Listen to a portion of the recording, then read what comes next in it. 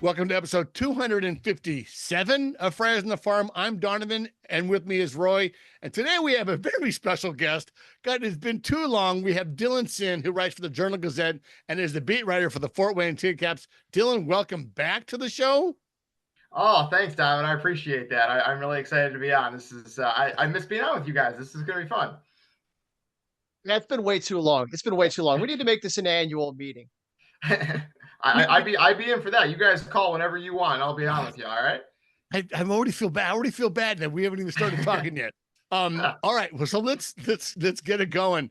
Let's start with Mike Daly. It's funny. It was a real shock to see him go from player development into managing. How has he been as a manager? Yeah, I mean, I think he's done a pretty good job. I think that the clubhouse, as far as I can tell, is extremely cohesive, despite the fact that they've had guys in and out, as obviously you do during any minor league season. But I think he's kept it together very well. He's kept a good clubhouse culture. Obviously, the players have a lot to do with that as well. But the players seem to, as far as I can tell, they seem to like the guy, and I like him too. I think he's. And obviously this is selfish of me, but he's been very open with his time with me and always willing to answer questions, especially like explaining what his thinking was in certain things. It's been really interesting to follow this year because, as I'm sure you guys know, the TinCaps have played so many close games. It's 41 run games, I think. It's the most in the Midwest League. They played 17 extra inning games, I believe the number is, which is among the most in all of minor league baseball. He's been thrown into the fire a lot with some of these managerial decisions and close games. I think he's kind of working his way through that. And he's going to improve on that as time goes on. And I think he has as the season has gone on already. And so that's kind of been the thing is he did get thrown into the fire, but he's done a good job with the clubhouse culture. He has a passion for baseball. He exudes passion for baseball. And he's been obviously frustrated at times by the way the season has gone. They haven't had as much success on the field as you would like. But I do think guys have gotten better over the course of the season, just individually. And I think that's obviously the number one thing in minor league baseball is you want player development. And the TinCaps have had plenty of player development this year. So all in all, hard to say that he's done anything but a good job. We try to reinforce that it's not about the win-loss column. It's about seeing the development with the players. And I can imagine how hard that has to be for a manager watching the win-loss column. Now, so he's brand new. His pitching coach, Tom Eshelman, last year was his first year as a coach. It looks like the rest of the coaching staff is fairly, I don't want to say inexperienced, but they're all fairly new to that side of baseball. Is that fair to say? Yeah, I think it's fair to say, but I think they've done a good job this year. Eshelman and Jed Morris are two guys that Daly has shouted out repeatedly this year as guys who have really made an impact with individual players. I think Eshelman is a guy who is so close to being a pro player himself that it's really easy for him to put himself in the player's shoes and kind of help them through what they're going through. A guy who fought and battled and worked his way up the minor league ladder, just like the guys in this team are trying to do. I think that's been he's been able to have a really good relationship with these guys as a result. And he's also not above going to bat for his guys. There have been times where he's given it to the umpire a little bit from the dugout. You can kind of tell he wants these guys to be successful. It matters to him. And Jed Morris is a name I keep hearing. I've kept hearing the entire year from Mike Daly, especially as it relates to, I'm sure we'll get to, Joshua Mears and Ethan Salas, two guys who have really taken to working with him on a daily basis that have become better hitters because of it. And so I've heard his name a lot, and Mike Daly talks a lot about, wow, these guys have a relationship with Jed and he's working well with them and they're getting better because of it. And I think that just speaks to the impact that he's had on the team this year. I'm going to say right off the bat, you're a great interview because your answer, you're already feeding into multiple follow-on questions we got here. Because the next thing Donovan has on here is that Mike is such an aw shucks guy when we talk to him, because we talked to him in the off season, but he's gotten into some heated exchanges with the umpires. Yeah. He has. There have been a couple times, especially. I mean, the last he got ejected from the most recent game at Parkview Field, right? He is not above going to bat for his team. In fact, he comes his actual ejection to coming out of the dugout ratio is pretty low. There are a fair amount of times where he comes out of the dugout and stays in the game, which is not something you see a whole lot from managers. Usually, a lot of times, especially in the majors, and it's a little bit different in the minor leagues because you want to stay in the game. But it's especially in the majors, you come out of the dugout as a manager, you're probably not going back, right? Like it's one of those things where you're coming out there with a point to make. And I think that Daly certainly, as a guy who played baseball, as a guy, I said, who is passionate about baseball, he knows when he thinks a call was incorrect. And there have been times this year where he has thought that. And he has not been shy about saying it, and always in a respectful way. I've never heard him, as far as I can tell, do anything completely untoward toward an umpire. But he's going to let him know if he thinks that the call was incorrect. And he's standing up for his guys, which I think the players do appreciate as well. Do you remember what the latest incident was over? Yeah, so it was basically there was there was a the umpire had squeezed the TinCaps a little bit. I believe it was Fernando Sanchez at one point that was getting squeezed, and so then the TinCaps came up to bat, and there was a called strike 3, and there was some chirping from the dugout, and the umpire turns over to the dugout and says, "I'm not going to hear any more of it. I'm done with hearing about it." And it was one of those things where they weren't really even saying anything that bad. The umpire was just tired of hearing about it. And Daly was coaching first, and he comes walking down and basically is like, "Hey, they're not really saying anything," and he just got run immediately. It was one of those things where I thought the umpire kind of had a quick trigger, but because then Jagger Haynes got ejected too, who was not pitching. Like he was just in the dugout. He had pitched the night before, and basically the umpire looked in the dugout and was like, he has to go too." It's like, why? I don't. it was a really odd. Yeah, it was single A for the umpires situation as well. Yeah, and there was chirping from the dugout, to be clear, but it was one of those things where they just didn't feel like they were getting a fair strike zone. And again, it's one of those things where you're gonna respectfully, I don't think Daly said anything untoward. I umpired when I was younger, and I would not have ejected him in that moment. But it's just one of those things. Sometimes you got to go and then get your money's worth a little bit. All right, well, let's talk about some players that have moved up. Henry Baez and Bradgley Rodriguez. Those two guys can move really fast. They had fantastic seasons in high A there in Fort Wayne. Yeah, absolutely. We can start with Baez. I mean, he's a guy who was a workhorse for the TinCaps, just really, really good for most of the season. Again, so much of the season for the TinCaps every year really is you have to almost throw out April because the weather is just so different than it normally is, and it just creates these weird. Jackson Merrill hit like 160 in April last year in Fort Wayne. It was just, and then he hit 400 until he got promoted. Like it was just a weird situation.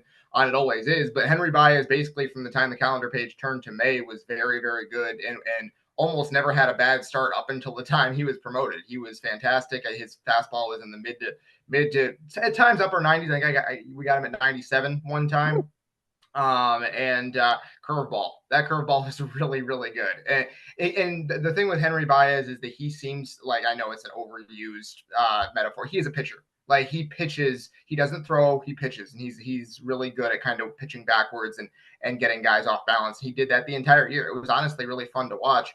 And then Rodriguez is just he's a flamethrower. That is just as simple as I can put it. He is going to throw it, and it is going to go really, really fast.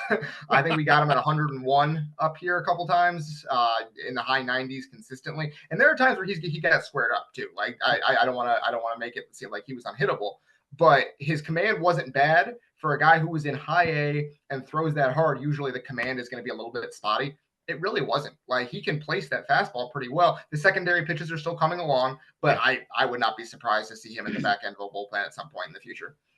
So let's go back real quick. Jed Norris, who Roy, who's the bullpen coach for the Padres? The Padres? Yeah. It's Ben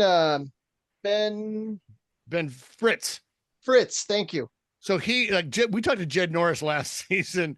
And he, like Ben Fritz, owes his career to Jed Norris, because every time we asked Jed a question, like, yeah, well, Ben Fritz, and then I got him a job here, and then I got hired for the Padres, and he, just like every question I asked had Ben Fritz being a part of it, part of his career.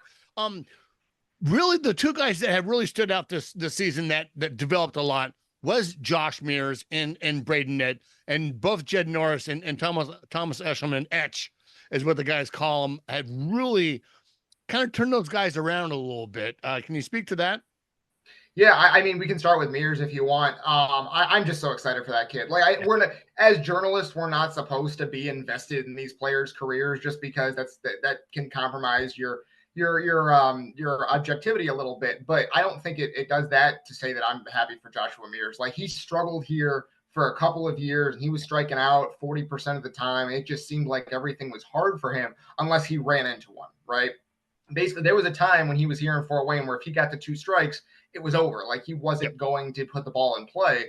And that's not the case anymore. There is something that happened in July or middle of July that just a switch seemed to flip for him. And he is not a perfect hitter. He never will be, but he was from the middle of July until the time he got promoted, his strikeout rate was down to about 25%, which is perfectly acceptable. And he was crushing the ball. Even when he wasn't getting air under it, his singles were really, really hard hit, like 105 off the bat.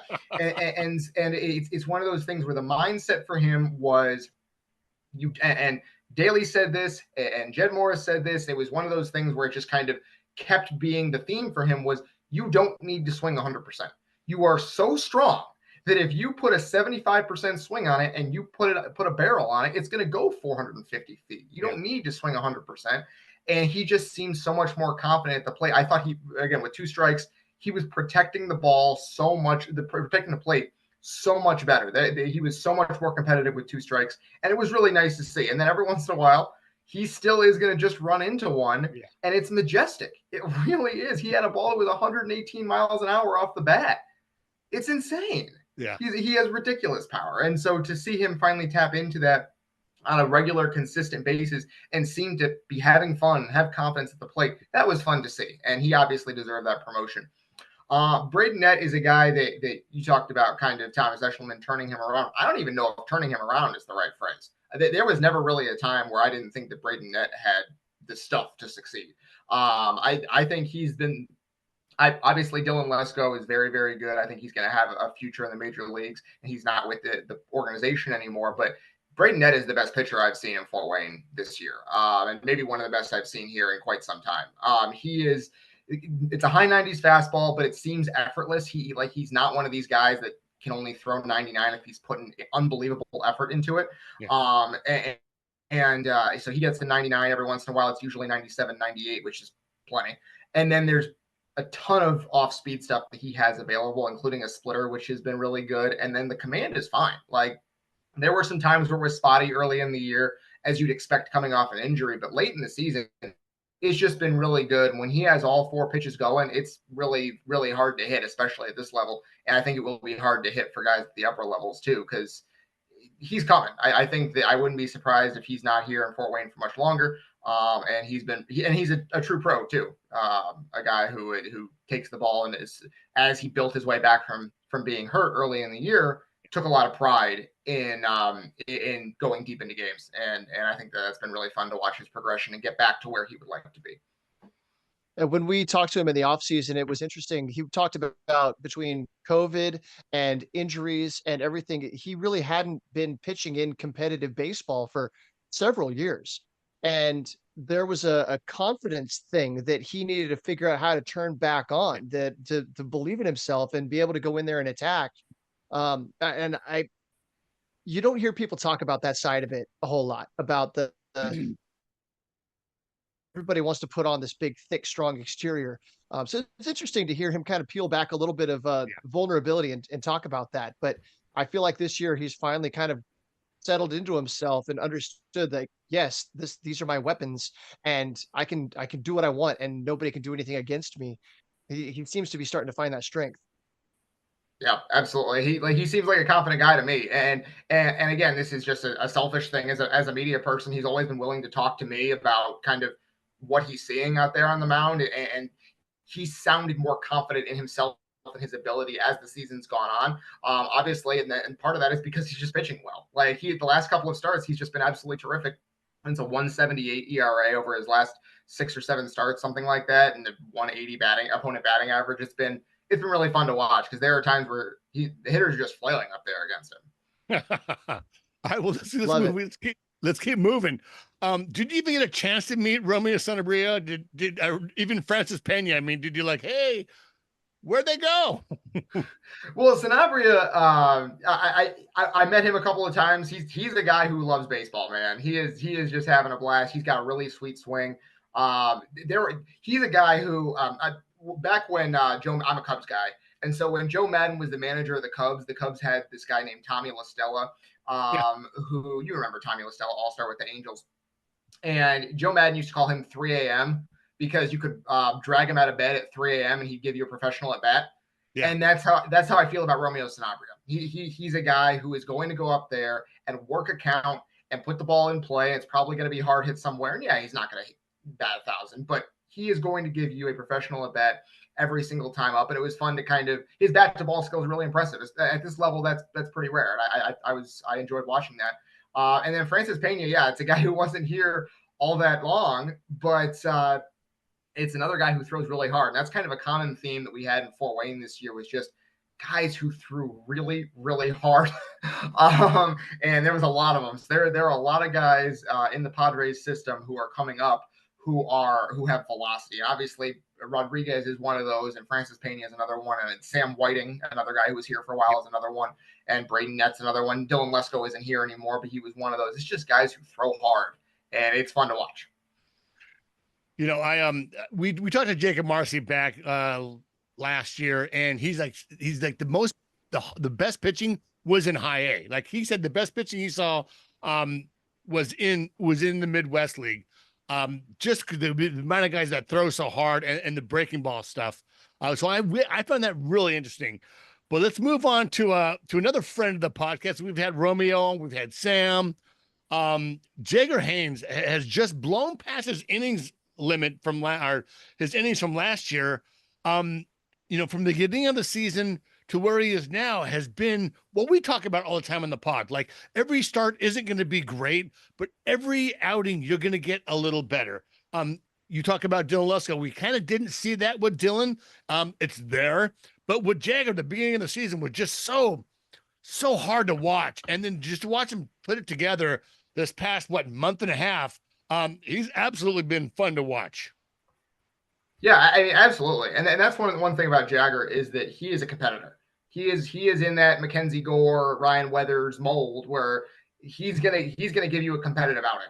And he wants to be good really badly. And I think it was tough on him at the beginning of the season where it was just a struggle. Like the first 3 starts of the year basically ruined his ERA for the entire season. It's one of those things where if you look at the end of the season, his ERA is going to be kind of middling. But basically since the middle of April or especially since the beginning of May, he's been terrific. He's been overall very, very good. And again, another guy who's gotten better at using all of his pitches and has just gotten stronger and stronger as the season's gone. I think that's one thing about Jagger is that he seems to be getting stronger as the season's gone on. He's done a really good job of staying in shape and not kind of fading as the season has gotten toward its end. And I've been impressed by that. And I think he's a guy who's going to move pretty quickly too. Batters are only hitting 199. So after you take his first 3 games out, you throw them out the window. And since then, batters are only hitting 199 against him. That's pretty rare air. Yeah, absolutely. And again, it's one of those things where you have to look at the whole picture of a season. But again, so much of what happens in the Midwest League in the first month of the season is just radically different than what you're going to get the rest of the year. Now, part of it is like that's how Major League Baseball works, right? Like there are cold weather cities. Now, San Diego is obviously a little different because you're playing your home games in San Diego. But there are below 70 degrees. I'm calling in sick. Like it's too cold to get out of bed. Exactly. But you're going to play road games in April in the majors where it is not going to be pleasant. Right. And so obviously the Midwest League is good practice for that. But the Midwest League, every game in April, generally speaking, is not the best in terms of the weather, especially for pitchers. And so it can be really hard. And that's one thing you have to work through. And Jagger did a good job of sticking with the process, I think. He didn't get discouraged by those tough early starts. I think some people would have. They would have let it spiral on them, and Jagger didn't, which I think speaks to some mental toughness there. So you've got a couple of new arms out there past the midway point in Isaiah Lowe and Eric Yost. They've been punching that bell every time, and Isaiah Lowe in particular has been pretty impressive since he showed up in town. Yeah, he's been very, very good. just a guy who kind of moved into the rotation. I think MLB has him as like the 8th prospect in the organization right now, which I think is about right. Like he has come in and become a guy who is going to get you 5 or 6 innings pretty reliably for the TinCaps right away. There doesn't seem to have been much of a transition from low A, which I think was kind of impressive. He didn't get up here and be like, oh, this is different. No, he seems to have settled in pretty quickly. He was terrific last week against Peoria. Didn't get the win because Fort Wayne struggled a little bit offensively. I think it was 2-1 was the final in that game. So you can kind of tell how well he pitched. But he was very, very good against a team that is fighting for playoff position. So impressive there. And then Yost is the same kind of thing. He has come in and it has not needed much of a transition period to high A. He didn't pitch as well against Peoria. I think he would like to have his start a couple days ago back. But it's a guy who probably will. Those guys will probably, my guess would be, start next year in Fort Wayne and have a chance to have a good summer and move up to Double A. And I wouldn't be surprised if they're in Double A at this time next year. You know, I don't want to pass up more of the bullpen here, but Fernando Sanchez, I love watching that kid pitch. You know, the goggles, we had Fear the Gogs there a couple of years back with Danny Dens, but Fernando Sanchez, it seems like every time he does come out, he's just dealing. Yeah, and he's a guy who he has some velocity as fastball. He's not a soft tosser by any means, but his off-speed pitches are where he really makes his money, and he's done a really good job. He's another guy kind of like Jagger Haynes, where the first couple of outings were rough in Fort Wayne. He is a guy who transitioned up from low A and was struggling for a couple outings there, and he has really settled in and done a great job since then. It's kind of weird because he's been in a position where he doesn't really have a set role at this point. He doesn't have a rotation spot. He's been more of a piggyback starter, so you don't know exactly when you're going in. And he's done a really good job of that. He has come in the middle of some games and really done a good job out of that bullpen. I assume he's going to be a starter eventually. My guess is he'll probably be a starter for the TinCaps next year. And so I think he'll be pretty good in that role. He did a good job when he did have a couple of starts. And again, it's another example of a guy who's very competitive and was able to move past a couple of rough starts, stay focused, stay the course, keep with the process, and started pitching very well. And again, I would expect him to be here next year and have a chance to move up pretty quickly. Before we move on, I want to really acknowledge a player in Colton Bender.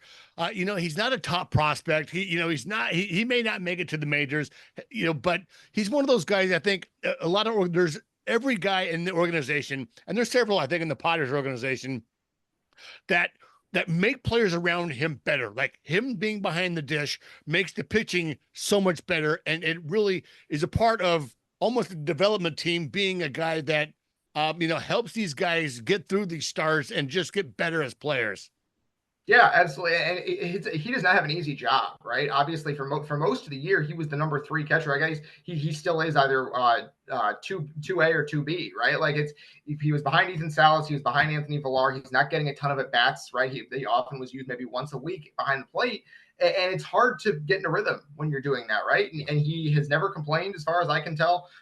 He goes up there and he gives you, again, a professional at bat. And I think he does a good job of handling the pitching staff. And he seems to really enjoy being a part of this team. Like I've talked to him a couple of times this year, and he always seems like he's having a good time. He's an intense guy. I think that's part of it too. Is he is a competitor. He wants to win, and he wants to win badly. And I think he's helped the team do that when he's been on the field this year. So yeah, absolutely give him a shout out, and he deserves it for sticking with it this year.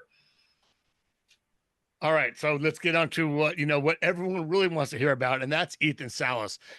He's really come alive the past month. Has that been changes that he's been working on all season, or is it finally where it's just kind of all coming together?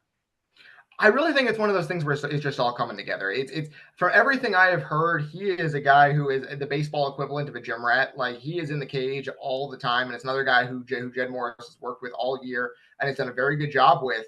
And I think he's just finally kind of putting it all together here late in the season, getting into a rhythm. He's playing a lot. Like he's catching, and then if he's not catching, he's DHing. There's not been a whole lot of days off for him. Maybe that's kind of a blessing in disguise. It's the opposite of what we just talked about with Colton Bender, where it's hard to get in a rhythm when you're not playing. It's a little easier to get in a rhythm and stay in a rhythm when you're on the field every day. And so I think he's done that. It's been really impressive to watch.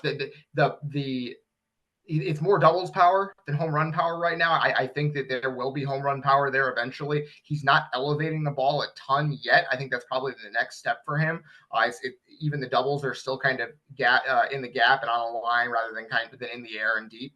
But there's more power for him to get to, which is impressive because there's already plenty of it there.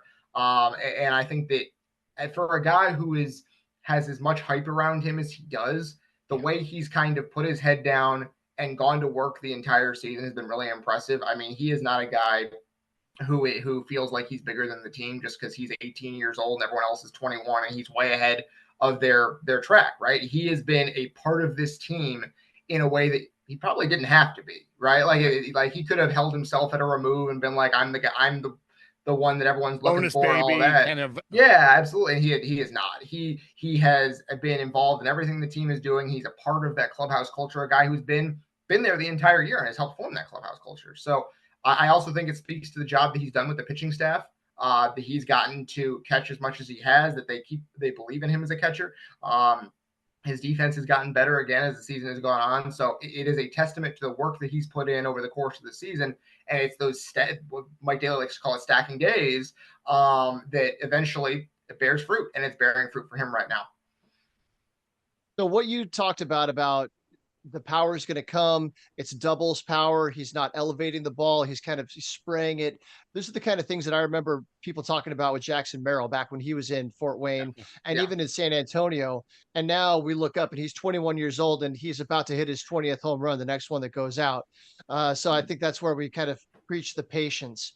But you mentioned some of the clubhouse culture and all of that. Who are some of the players on the team that have taken on a bit of a leadership kind of a role? Well, I unfortunately for the clubhouse, Homer Bush was one of those guys. We love Homer. Yes, he was a guy who was deeply involved, and I think Colton Bender was involved in that.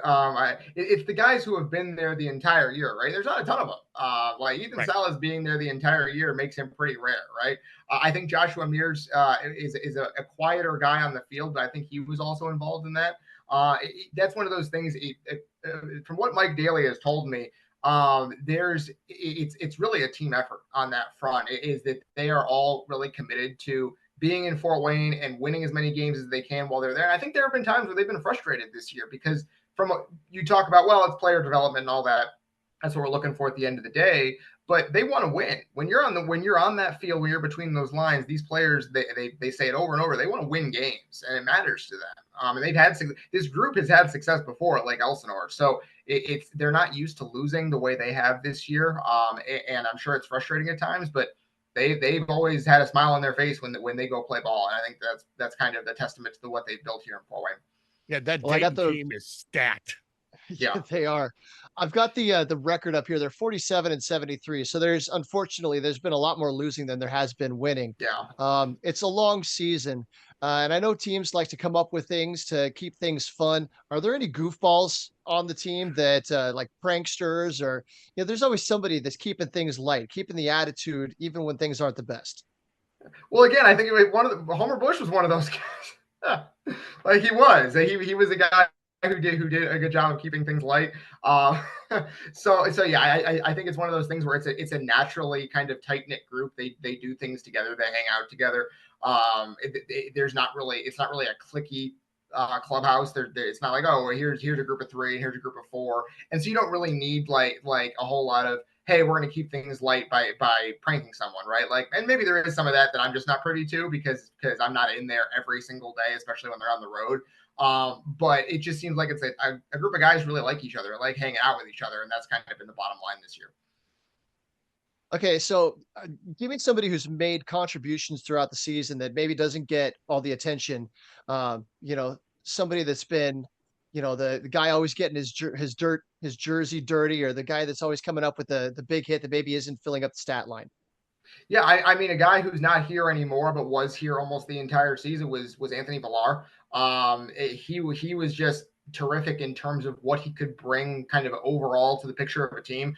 He played basically every position on the infield. He pitched, he caught, he was all over the place, and then by the end of the season, but before he got promoted to Double-A, which was a very well-deserved promotion, he was hitting the heck out of the ball. He was getting on base.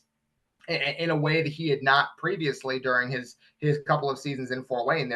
He'd always been a valuable player, but it was kind of limited to defensive value. His bat wasn't quite along the same lines in 2022 and 2023. But this year, he was one of the best hitters in the Midwest League from basically the middle of May up until he got promoted. It was really impressive to see, especially because the lineup card was so different every day for him. He didn't know where he was playing and what he would have to do in the field, but to still bring that professional approach to the plate and be a good base runner and catch sometime, to be a good defensive catcher and handle a pitching staff, I thought it was really impressive. I was excited for him when he got promoted to Double-A, a guy who has been here for a couple of years and kind of hit the ceiling here for a while and then rose above it. I thought that was a pretty cool storyline this season as well.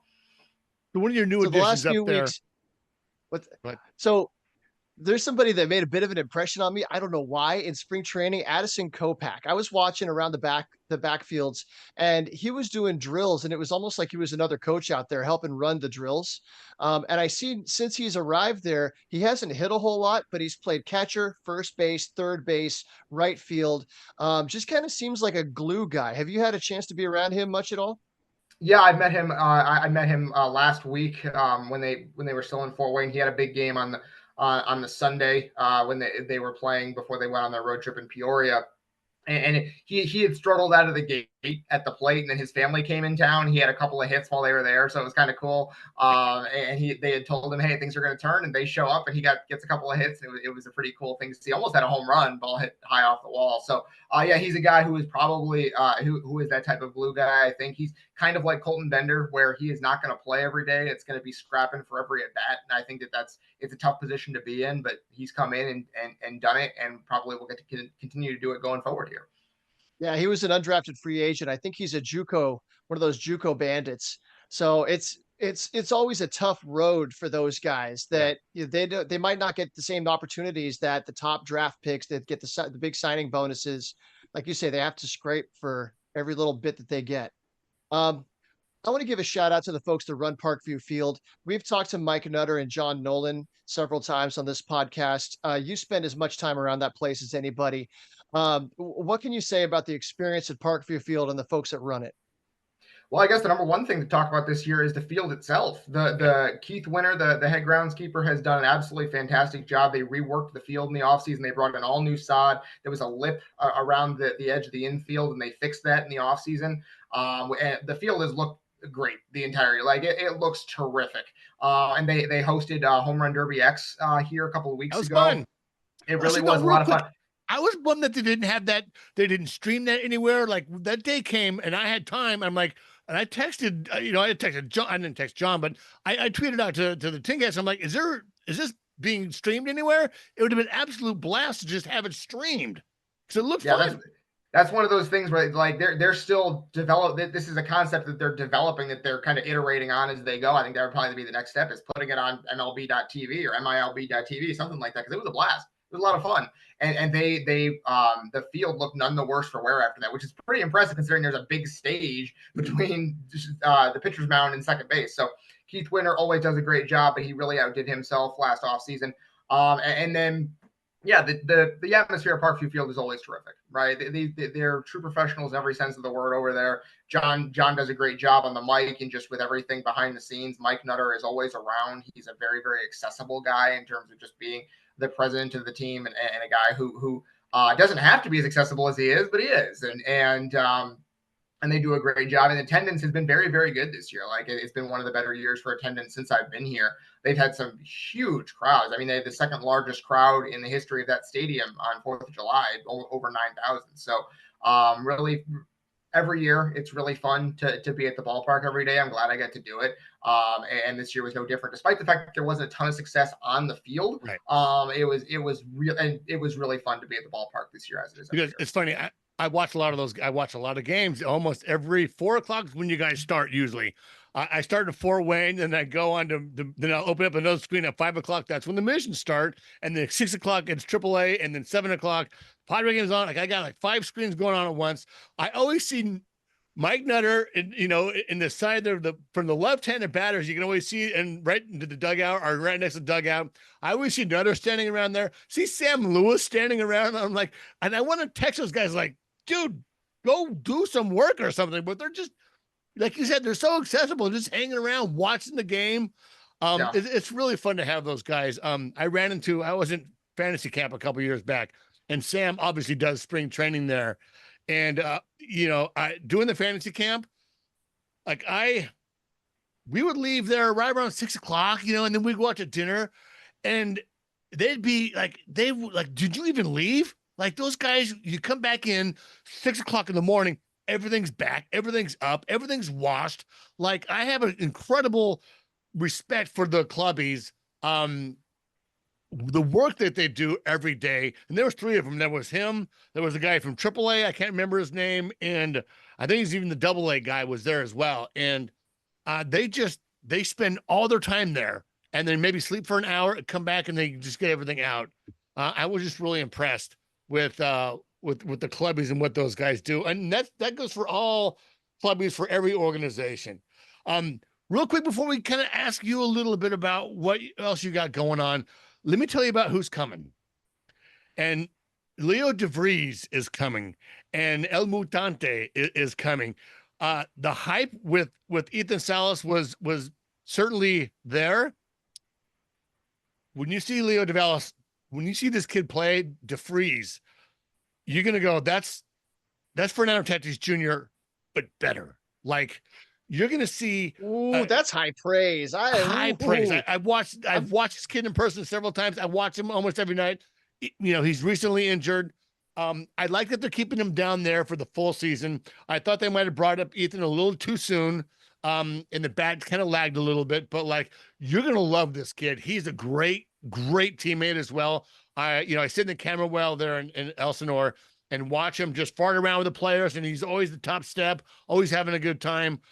He's going to be very, very fun to watch, and he's going to be someone you guys can rally around.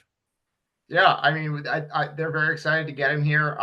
He's a guy who strikes me like Ethan Salas. The reason he's a top prospect is because his approach is so advanced for his age. Obviously, his arm is fantastic. That's a tool, right? But he is not what I would call a super toolsy guy. He just has a super advanced approach at the plate for a guy who's his age. DeVries seems like a guy whose tools are just off the charts, and so it's one of those things that he's probably going to create a few more highlight plays than Salas is, kind of like Tatis did, right? Yeah, Tatis obviously a folk hero here in Fort Wayne.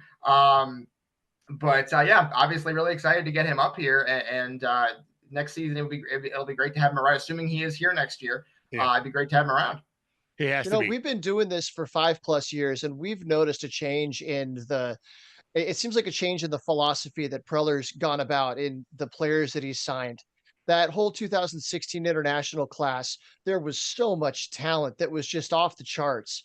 But how many of those guys made it up to single A, high A, and then stalled out there? And you're looking at this guy's crazy athletic. He's got light tower power. He's got a cannon for an arm, but he's hitting 210 and he's making 2 or 3 errors every week. Where now it seems like the guys that he's signing, they're still looking for the tools, but they're looking for the baseball acumen, the baseball hunger, the IQ, the desire to support that. And I think we see that in the college guys and also the high school guys that they've brought up. So I know that Parkview Field, you guys have moved up a step, but do you feel like you're seeing less of the uber talented players and a little bit more of the baseball lifers, if you will? I think there has been some of that. Absolutely. Like Anthony Villar is a great example of it. Like I talked about earlier, just a guy who is his baseball IQ is really, really high. And it's kind of, I would say that you're probably right on. And obviously there are still guys with tools, to be clear. Don't get me wrong. Like we talked about how much velocity there's been in Fort Wayne this year. We talked about Joshua Mears, and Griffin Dorshin was an incredibly toolsy guy when he was here. But yeah, there are absolutely baseball lifers on this team, guys who are just really cerebral dudes. And I think that's a huge part of what the Padres are trying to do now as well. God, I just got to ask, what were you doing at 17 and 18 years old? Wasn't playing baseball very well, that's for sure. You were choosing your classes, right? Like, okay, I got to make this class. That's right. Yeah, ask my high school baseball coach. He'll be. He was not shocked that I was not drafted out of high school. Let's put it that way. It's pretty crazy to think that Ethan Salas, he's 18. He would be a high school senior right now if he wasn't playing in his second year of professional ball. It's just bananas. And what Daly has told me repeatedly this year is he doesn't carry himself that way. He's a really mature dude. And that's part of the reason that he's been able to handle the pitching staff as well as he has, is because he doesn't act like an 18-year-old for all of that, what that connotes, right? Like he is not a guy who is immature or is still trying to find his way. He's an adult and he acts that way. And that's why he's done a really good job of bonding with the pitchers and really handling the staff well this year. Oh, go ahead. Okay, so we appreciate all the time you've taken with us we've been talking about TinCaps. That's just one facet of what you do with the Journal Gazette. Can you tell us about some of the other teams that you cover and some of the other hats that you wear? Yeah, so I outside of being the TinCaps Beat writer for the Journal Gazette, I am the college sports writer for the Journal Gazette. So I cover the colleges in our area, basically in our state. So I do Indiana, I do Purdue, I do Notre Dame, I do football and basketball for all of those to varying degrees, usually depending on who's good, right? I do women's basketball. I went to the Indiana hosted in the NCAA tournament for women's basketball last year. I was down there at Assembly Hall for that. Fantastic atmosphere. That was a lot of fun. So I'm everywhere, right? We only have 3 sports writers, the Journal Gazette, 3 sports writers and a sports editor. And so we're all pitching in different ways, but that is my main beat, is college sports and following college football and college basketball and women's college basketball as well, in addition to men's. So it's a lot, but I enjoy it. As Donovan said earlier, I'm on the road a lot. I am on the road a lot. And but again, I really do enjoy it. I do enjoy that kind of work, and I enjoy going to the games just like I enjoy going to Parkview Field. Well, so your schedule has to vary quite a bit during the summer. Like right now, I'm sure you're getting crazy busy because now you've got 3 college football teams to cover. Yep. And in the spring, you've got at least that many college basketball teams to cover. But then between the start of April and right about now, it's mostly baseball, right? Right. And like the summer is actually the time where like my schedule is the least varied, right? Like I'm going to the ballpark. If the TinCaps are home, I'm going to the ballpark that night, right? Like I know what my schedule is when the TinCaps are home. When they're on the road, I'm finding other things to do. I'm still writing up the road games. I'm watching the road games on MILB.TV, but I'm also finding other things to do around town. I'm doing a lot of like off-season college work, getting ready for the seasons and things like that. But the summer is kind of when I'm a little bit more, here's what I'm doing. You know, I know what I'm doing. I know the TinCaps are in town. I'm going to the ballpark. So also in Fort Wayne, you have is it a B League basketball team? Well, we used to have a G League team. The Fort Wayne Mad Ants. They are no longer in Fort Wayne. They moved to Indianapolis and soon to be Noblesville. So we no longer have a professional basketball team here in Fort Wayne. Isn't there hockey there as well? There is now. That's what we have. We have AA hockey. The Fort Wayne Comets in the ECHL, which they are an institution here in town. They've been playing here for 70 years now. They won the Kelly Cup in 2021, I believe was the last time they won it, and they draw incredibly well. It's one of those things where it's kind of like the TinCaps, but the difference is their guys stick around even longer. They can be here 5, 6, 7 years. And so that you're able to kind of see those guys grow over time. It's really fun. It is an institution here in Fort Wayne, just like the TinCaps and previously the Wizards were. So we are a professional sports town. That's what we like to call ourselves. There's professional sports here if you want to find it. Well, hey, Dylan, we really appreciate the time. You get about an hour before the wife gets home from work at midnight. We really appreciate you. And once again, every year we have to have you come on. Every year we have to have you come on and talk about these guys. And that way, you look so much older than the last time we saw you. Well, thank you very much. I appreciate that. I mean, in a good way. You look very Oh, sure. Now you're walking it back now. I see. It's a But no, compliment until the gray hairs start to come in. That's right. That's right. But no, I would love to be on with you guys. Whenever you guys want to have me on, I'd love to talk TinCaps with you. We'd love to talk any baseball, basketball, football, anything with you guys. So whenever you want to have me on, I just shoot me a message and I'll be on with you. It'll be a lot of fun. Fantastic. Thanks a lot. All right. Have a great rest of your night. Okay.